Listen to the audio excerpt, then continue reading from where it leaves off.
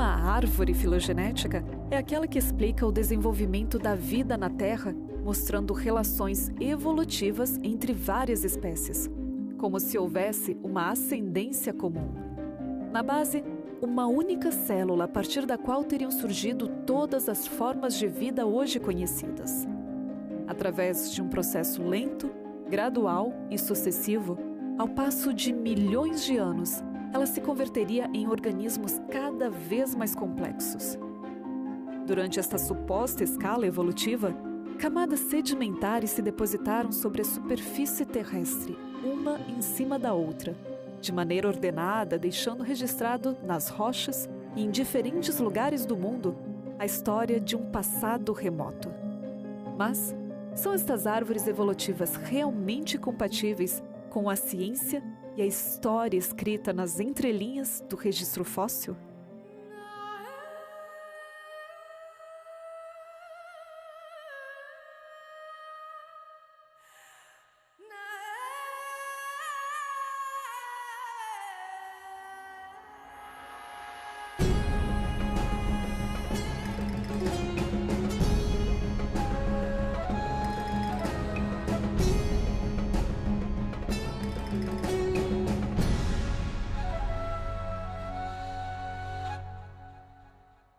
Assim como uma única peça de um quebra-cabeça não oferece um quadro completo, um único fóssil não oferece todas as informações.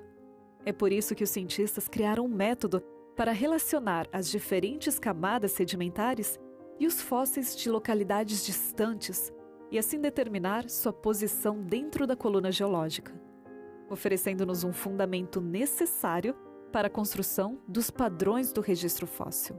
A coluna geológica é uma forma esquemática que os geólogos utilizam para representar, ao longo de uma linha de tempo, todas as rochas que estão na superfície da Terra. Para questões didáticas, essa linha de tempo é dividida com base em fenômenos geológicos globais. São catástrofes que teriam acontecido ao longo do tempo. Então, essas catástrofes são os marcadores de tempo em que eu divido a coluna geológica. A princípio, a coluna é dividida em dois grandes segmentos. O mais antigo nós chamamos de pré-cambriano, que são rochas que seriam muito deformadas, e quando ele foi definido, essas rochas não tinham fósseis. Hoje nós sabemos que as rochas do pré-cambriano são fossilíferas. O pacote de cima nós chamamos de fanerozoico. Faneros quer dizer visível, e zoico quer dizer vida. Portanto, fanerozoicos são aquelas rochas onde eu tenho fósseis visíveis. Então eu teria dois conjuntos, o pré-cambriano embaixo e o fanerozoico no topo. Esses dois conjuntos são subdivididos em unidades menores, sempre com base em fenômenos geológicos globais que marcaram toda a superfície da Terra. Portanto, a coluna geológica seria toda essa construção de todas as rochas que compõem a superfície da Terra, e o registro fóssil seria toda a distribuição dos fósseis que são conhecidos dentro da coluna geológica.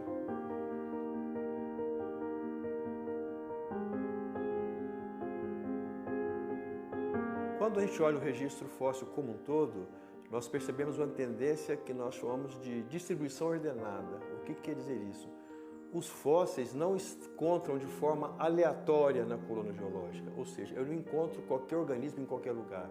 Existem algumas tendências para que alguns organismos ocupem determinados lugares. Então, por exemplo, na base da coluna geológica, bem na base, eu tenho micro-organismos. São principalmente organismos unicelulares, alguns procariontes, outros eucariontes, bactérias, cianobactérias.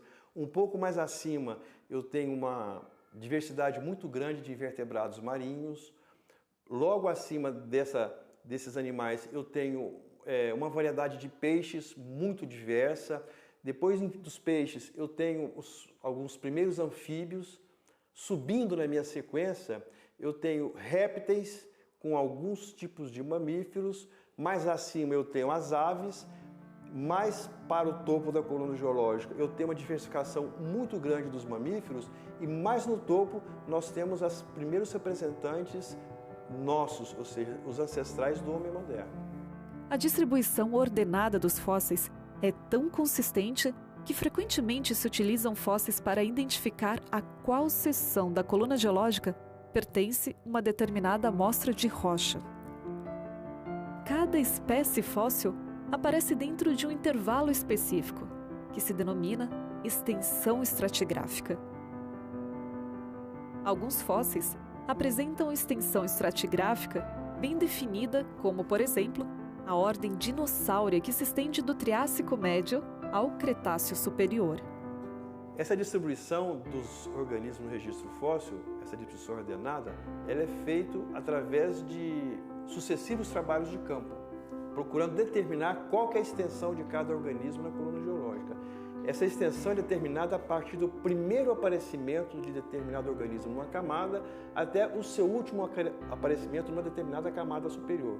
Essa extensão corresponde àquilo que nós chamamos de extensão estratigráfica daquela espécie de organismo. Existem dois fenômenos que se observam no registro fóssil. O primeiro é a abrupta aparição de inúmeros taxa sem relação entre si, ou seja, um grupo de organismos emparentados sem ancestrais comuns nas camadas inferiores. O exemplo mais evidente se encontra na transição do pré-cambriano ao cambriano, onde repentinamente surge uma profusão de vida tão altamente diferenciada, com inclusive seres vivos de praticamente todos os filos ou divisões conhecidas. Isso representa um grave problema para a macroevolução, já que nenhum organismo intermediário foi encontrado entre estes fósseis. When we study the fossil record, we start at the lower part of the Cambrian rocks. You find that all of a sudden, almost all of the modern phyla of animals appear there at the bottom of the Cambrian, or maybe just below that a little bit. And so all of the connecting links, the evolution of all those different phyla and body plans would have to happen before that, long before that, if evolution is true. In fact, biologists would tell us that you need another 500 million years to do that, to evolve all this phyla. But why are there no fossils for that? Por outro lado, observa-se o fenômeno oposto. As espécies desaparecem coordenadamente. Quando o intervalo de um grupo de organismos ou taxon não se estende até o presente, o grupo é considerado extinto. Quando grupos numerosos e pertencentes a diferentes categorias de organismos se extinguem no mesmo horizonte estratigráfico, ou simultaneamente, aplica-se então o termo extinção em massa. E é no Fanerozoico onde se reconhecem pelo menos 5 extinções em massa. Entre elas, a mais famosa é a do Cretáceo Terciário, associada ao possível impacto de um meteorito e ao posterior desaparecimento dos dinossauros. Mas que fenômeno teria provocado o desaparecimento aleatório dos dinossauros, permitindo a sobrevivência de outros organismos aparentemente mais frágeis? Isso desencadeia uma outra interrogação. Poderia a coluna geológica ser resultado de uma sequência de deposições acumuladas em um período relativamente curto de tempo, como consequência de um grande evento catastrófico, ao invés de uma sucessão de catástrofes menores ao longo de milhões e milhões de anos? Poderia a distribuição ordenada dos fósseis ter uma outra explicação além da convencional? Essa distribuição ordenada dos fósseis na coluna geológica pode ser vista de acordo com dois modelos. Do ponto de vista evolucionista, ela dá a entender que poderia ter havido uma evolução ao longo do tempo. Ou seja, se eu olho a coluna da perspectiva do tempo, eu vejo formas talvez mais primitivas no início, mais simples, e formas mais complexas no topo. Do ponto de vista criacionismo, essa distribuição ordenada dos organismos no registro fóssil teria mais a ver com a grande catástrofe que teria afetado tanto a Terra quanto os mares e teria soterrado zonas ecológicas distintas, produzindo esse empilhamento que nós vemos no registro fóssil hoje. Portanto, é uma visão vista não sob a perspectiva do tempo, mas sob a perspectiva do empilhamento de zonas ecológicas. Topograficamente, eu vou nas regiões mais altas, em maiores altitudes, as grandes cordilheiras montanhosas, Andes, Himalaias, Alpes. Eu vou ter alguns tipos de animais específicos, as cabras monteses, e outros animais que vivem nessas regiões. Então existe uma certa ordem à disposição, tanto vertical como horizontal. No sentido geográfico, alguns animais são exclusivos. Você vai para a Austrália, por exemplo, você encontra animais únicos daquela região. Além do zonamento ecológico, que poderia explicar a sucessão dos organismos, nós temos mais dois critérios. Um que seria o critério da flutuabilidade e o outro que seria o critério da capacidade de fuga. O critério da flutuabilidade ele parte do princípio que existem organismos que são mais densos do que outros, por exemplo. Então, aqueles organismos que têm maior densidade, ou seja, densidade dos ossos ou densidade mineral, eles ficariam mais para o fundo.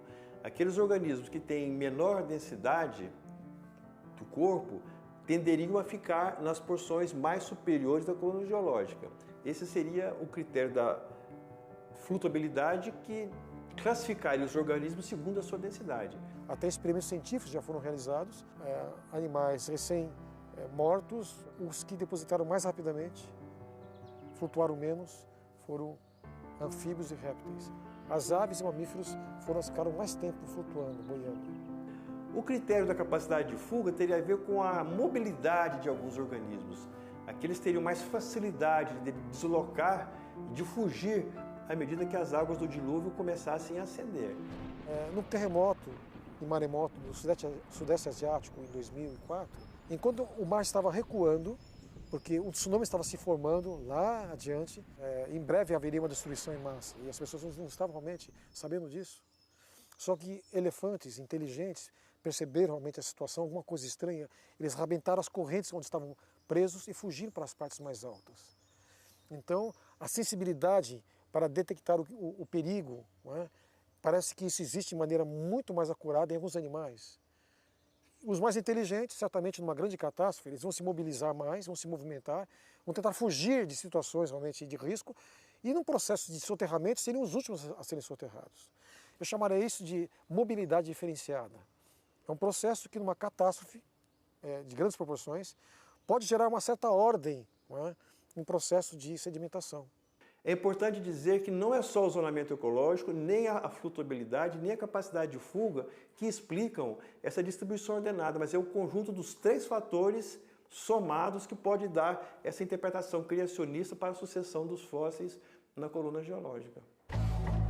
A teoria da evolução afirma que, se houve macroevolução, deveriam existir organismos que, em seu processo de mudanças, tenham características de dois grupos diferentes, ou seja, intermediários.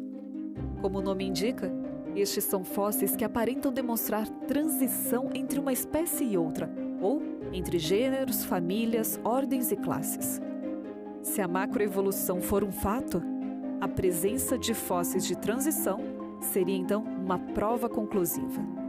O estudo do fóssil, ele é basicamente interpretativo. Muitas dessas espécies que existiram, na verdade, não eram espécies diferentes.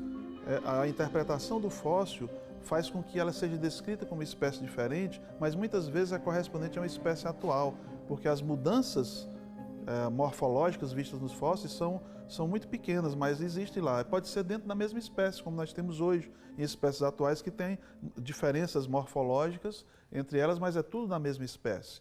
O selacanto, por exemplo, é um tipo de peixe que foi identificado em fósseis, tido como extinto há milhões e milhões de anos, e era visto como sendo um elo entre peixes e anfíbios, entre os peixes e animais terrestres, os terópodes terrestres. Por que isso? Porque o selacanto tem uma nadadeira que se parece com uma pata, morfologicamente falando. Os paleontólogos interpretaram aquilo como sendo uma vantagem evolutiva que permitia que o selacanto saísse às vezes da água, se arrastasse pela terra e depois voltasse para a água, ou usasse as nadadeiras para se arrastar dentro da própria água. Em 1948 encontrou-se um selacanto, não mais fóssil, e de lá para cá já se encontraram vários vivos e existe até em aquário hoje em dia. Então os biólogos estudaram o selacanto vivo, e o selacanto vivo não usa a nadadeira dele para se arrastar coisíssima nenhuma, é apenas uma nadadeira.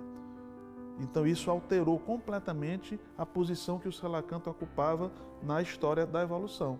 Esse tipo de interpretação é com base em quê? Nas características morfológicas do fóssil encontrado. E o quanto eu posso confiar nessa interpretação? Se existem vários casos, como o do próprio Coelacanthus, que a interpretação estava totalmente equivocada. El Archaeopteryx es un fósil muy curioso, porque presenta características en mosaico, que se llama. El mosaico quiere decir que es una mezcla, en este caso de características de ave y de reptil. Es como el ornitorrinco. El ornitorrinco es un animalito que también es mosaico. Es un mamífero, con todas las de la ley, pero tiene características de ave. Pues, por ejemplo, tiene pico. Los mamíferos tienen labios, no tienen pico. El pico es típico de las aves. Bueno, pues el ornitorrinco, aunque es mamífero, tiene pico. El ornitorrinco pone huevos. Los mamíferos no ponen huevos. Eso es propio de las aves o de los reptiles. Entonces, tenemos ahí el ornitorrinco que tiene una mezcla de características muy curiosas, ¿sí? Pues el Archaeopteryx era algo así. Pues tiene un mosaico de características de reptil y de ave. Pues por ejemplo, el pico tenía dientes. Las aves no tienen dientes, tienen pico pero no tienen dientes. Aunque los dientes son muy finos, pero no dejan de ser dientes. Entonces los evolucionistas ven en eso de los dientes como una especie de restos de cuando eran reptiles y evolucionaron a aves.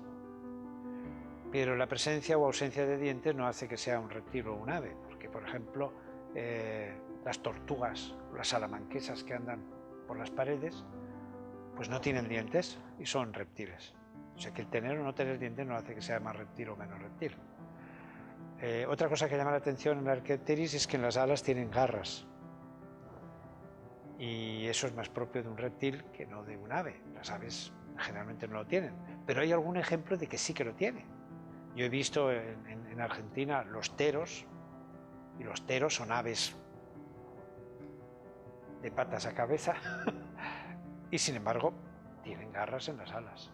El huachín tiene también garras y es ave. De manera que a veces hay animales que tienen un mosaico con características que son muy curiosas, porque no son las esperadas para un grupo, pero no por eso dejan de ser o pertenecer al grupo correspondiente. En Archaeopteryx llama también la atención, por ejemplo, que tiene una cola articulada, cosa que no tienen las aves. Las aves, la cola son unas plumas más largas que otras, pero no tienen un rabo como un mamífero, ¿no? Pero es que hemos visto, o como un reptil, hemos visto, por ejemplo, la Hesperornis, que es una ave extinta, que sí tenía cola articulada y era un ave.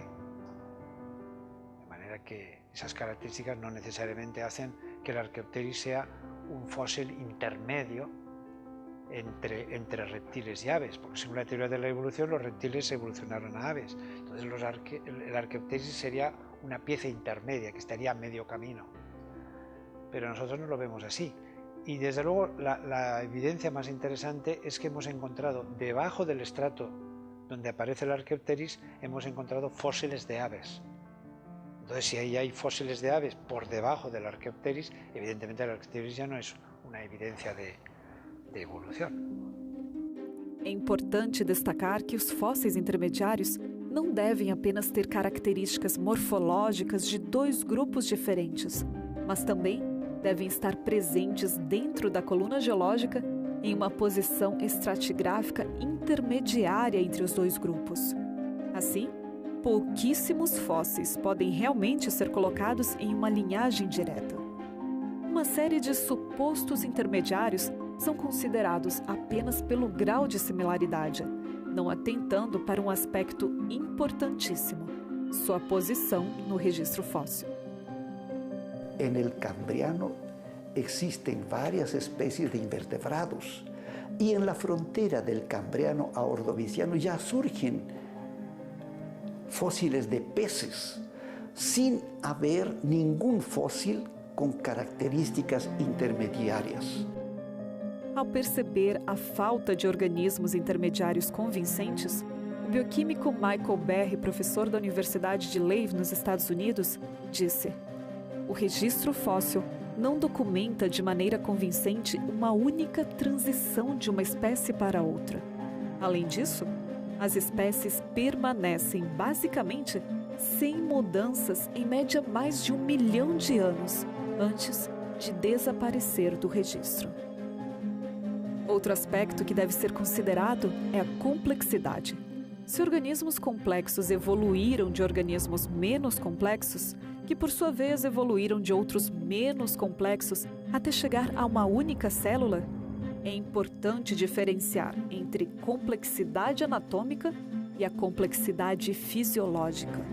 Afinal, organismos considerados pouco complexos de um ponto de vista anatômico, como os trilobitas, que se encontram nas camadas inferiores do registro fóssil, podem apresentar uma grande complexidade fisiológica.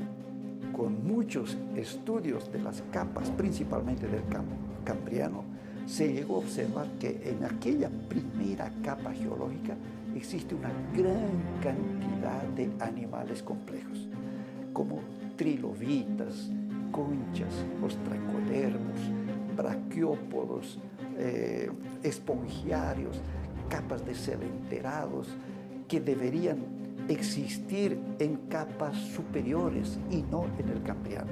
Todos os seres que ali aparecem, cujos fósseis existem, são extremamente complexos. E o trilobita é o caso típico, porque seus olhos compostos, são extremamente complexos. A forma da lente do olho também é extremamente complexa. We have taken the trilobites as a model and tried to reconstruct the molecular biology of the trilobite. Since that's another area of my expertise, I tried to bring that together with geology and synthesize a story. And the story is this, that the trilobite, the very first organism we find in the fossil record at the very bottom, had all the complexity of any organism we have today. It had cells that had structures in them that were like highways, and there are little molecules that walk along on these highways from place to place in the cell, carrying things on these highways. And all this complexity that's inside the single cell was already there in the trilobite. ¿Cómo puede ser que hayan estructuras tan complejas en animales que recién venían evolucionando desde otros más simples? Um fato indiscutível é que o registro fóssil é um registro incompleto, já que é improvável que todas as espécies extintas tenham sido preservadas. Em 1859, ao perceber a falta de organismos intermediários, Charles Darwin exclamou: "Volvamo-nos agora para nossas coleções mais ricas. Que visão lastimável nos oferecem! Todos admitem a incompletude de nossas coleções paleontológicas." Hoje, o cenário é outro, mas o problema continua sendo o mesmo.